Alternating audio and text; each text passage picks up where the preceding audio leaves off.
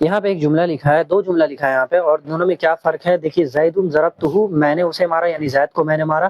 زیدن ضربتہ، میں نے زید کو مارا. دونوں میں میننگ کے اعتبار سے تو کوئی فرق نہیں پڑ رہا ہے، لیکن ایک جملہ اسمیہ ہے پہلا والا اور جملہ فعلیہ ہے دوسرا والا. کیسے بنا آئیے آپ کو بتاتے ہیں اس کو. تو یہاں پہ جو زیدن ہے یہ پہلا جملہ جو ہے اس کو ہم لوگ بنا لیں گے مبتدا، کیونکہ یہ علم ہے جملے کے شروع میں آ رہا ہے اور یہ معرفہ ہے. اور ضربتو فعل ماضی معروف ہو جائے گا، اور یہ واحد متکلم کا صیغہ ہے کیونکہ تو ضمیر جو ہے اس کا فاعل ہو جائے گا، اور جو ہو ضمیر ہے یہ مفعول بھی بن جائے گا.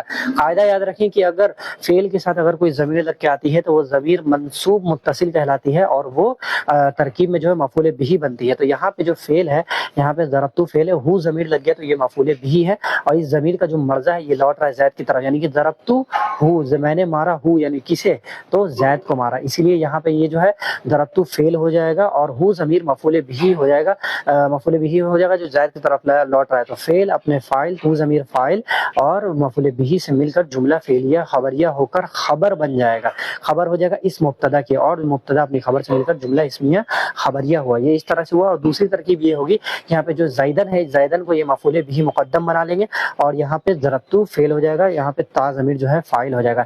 یاد رکھیں اگر یہاں پہ ہو ضمیر اگر کر دیتے ہیں، یہاں پہ اگر ضمیر لے آتے ہیں تو یہاں پہ زیدن نہیں پڑھتے بلکہ اس کو کیا پڑھتے ہیں، زیدن پڑھتے، پھر اس کو مبتدا بنانا پڑتا ہے. اور یہاں پہ اس لیے یہ مبتدا نہیں بھی بن رہا ہے کیونکہ یہ جو ہے یہ مفعول بھی مقدم ہے، اور یہ جو ضربتو فعل، ضربہ جو فعل ہے وہ فعل متعدی ہے جو مفعول بھی کھوجتا ہے. اگر ہم کہتے ہیں کہ ضربتو میں نے مارا تو یہاں پہ سوال ہوگا کس کو مارا، تو یہاں پہ یہی چیز ہے کہ مفعول کو جو ہے مقدم کر دیا گیا کہ ہاں زید کو میں نے مارا.